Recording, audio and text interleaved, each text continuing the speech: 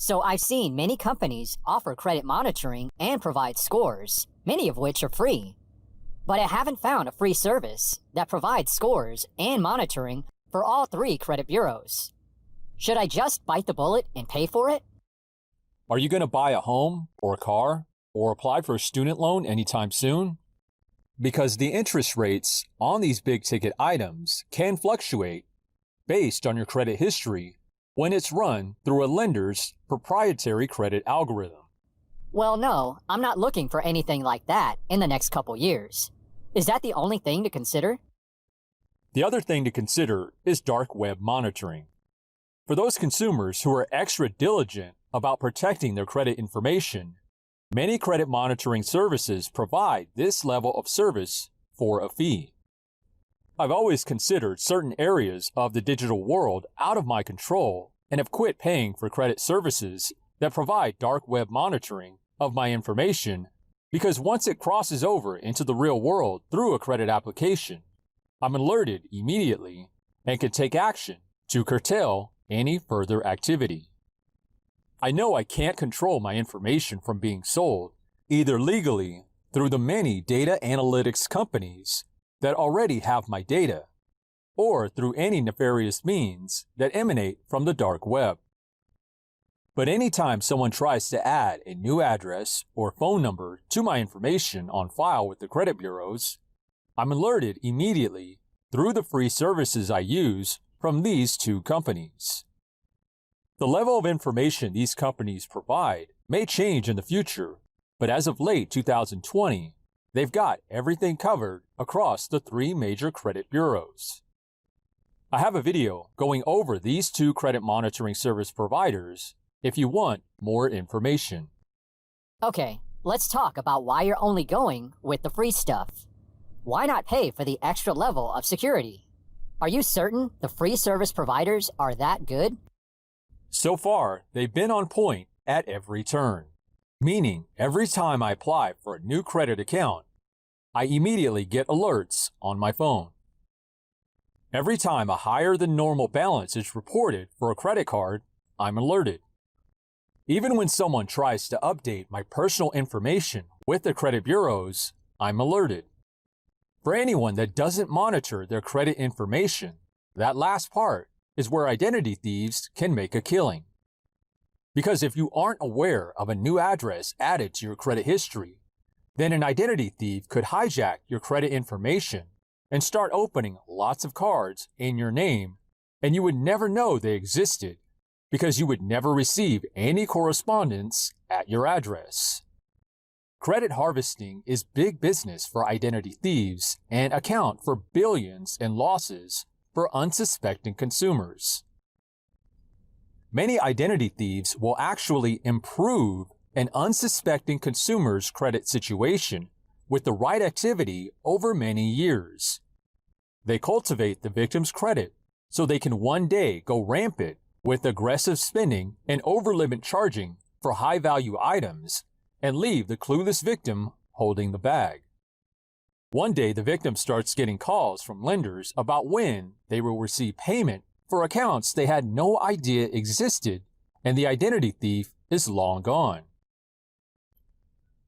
Because I have so many credit cards, I get so much free credit monitoring from all of them, and even some version of a credit score to go with it. Not too long ago, someone added a new address to my credit file. Then the same day, I received 2 new credit inquiries from different lenders and knew something was off. The process to remedy the situation in my case was fairly quick. A phone call to a couple bureaus was all it took, and the inquiries were removed, along with the new address. I froze my credit reports and added a fraud alert on a couple of them as well for added measure. All this started because I got an alert on my phone from Experian and Credit Karma, and within the same day, I was able to get it handled. So I don't see the value in spending an extra $5 to $50 a month for credit monitoring. That's good to know, but what about credit scores? I know I said I'm not interested in buying a home anytime soon, but what if I were? I'd like to have some idea of what to expect when a mortgage lender reviews my information, especially some idea of the score, which I know will vary from the free scores provided from the companies you mentioned earlier. I still think paying may be a suitable option in this case, or am I wrong? Scores are different from your credit information. Your credit information should always be free because it entails information about you. I'm talking about personal stuff like names used, addresses, phone numbers, employers, date of birth, social security number, number of accounts, balances across those accounts, number of payments in your history, and so on. This is your information, and you should never have to pay for it. But like I said, scores are a different matter. No one is entitled to a score. These scores are generated using complex proprietary credit algorithms and are not part of your information or identity. If some company, or bunch of companies in my case, want to provide a free score to me, then it's all the better because it gives me an idea of where I'm at. I've got free scores using various versions of FICO and VantageScore, so I always have a reliable range of scores to draw a consensus from. A strong case could be made for paying for scores, at least temporarily, while you're in the market for a big-ticket item, like the ones I mentioned earlier. Lenders will often place borrowers into certain credit tranches based on their score. I've heard you talk about lenders doing this, where they have these brackets or tranches and borrowers are placed into these brackets based on their score. But what does this have to do with paying for a score? Think it over. If you're in the market for a mortgage, wouldn't you want a score that is considered excellent so you get the best rate? Oh, I gets it now. You're saying it's best to be placed in that highest bracket so you get the best rate. By paying for a score, then I've got a reliable data source to give me an idea of where I stand. If I'm right on the cusp of hitting that highest bracket, then I may want to wait a month or two to get my credit situation improved so my score inches up a bit. Okay, it's starting to make sense now. I'm guessing the reason you said a case could be made temporarily is because unless you're a real estate investor, no one else is always looking for a mortgage.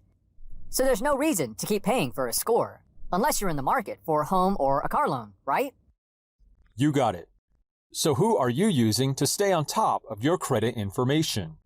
How much are you paying for it, if anything? Let me know in the comments anytime. Hit it, Steve.